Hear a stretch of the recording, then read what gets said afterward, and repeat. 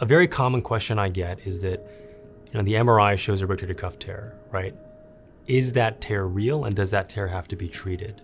And the answer is, I break down all rotator cuff tears as 3 different types, right? So if you look at me, right, I always tell people again, right, the socket, the ball, that's my shoulder. As the shoulder rotates and lifts, the rotator cuff is 4 tendons that combine on the head that pull, lift, rotate. And if you have a tear in that rotator cuff, the body just can't pick up the arm anymore, and so lifting can become very difficult.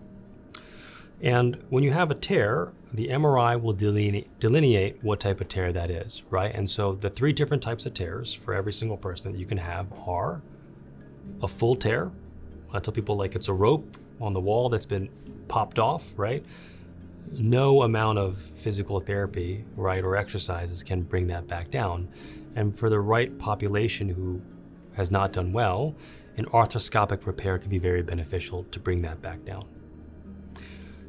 On the far spectrum of the other way, you can have a very small partial fray or partial tear of the shoulder.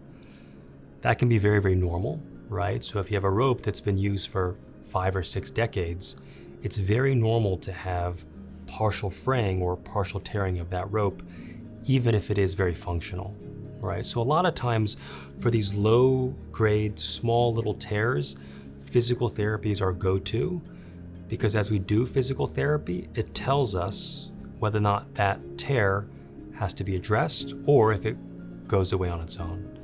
And if it goes away on its own, we don't really worry about that.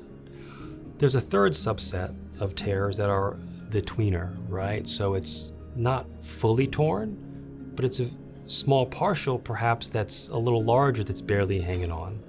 For these types of tweeners, right, in between tears, we watch them and your body will tell us if it gets better with physical therapy or it does not. But those were safe to wait.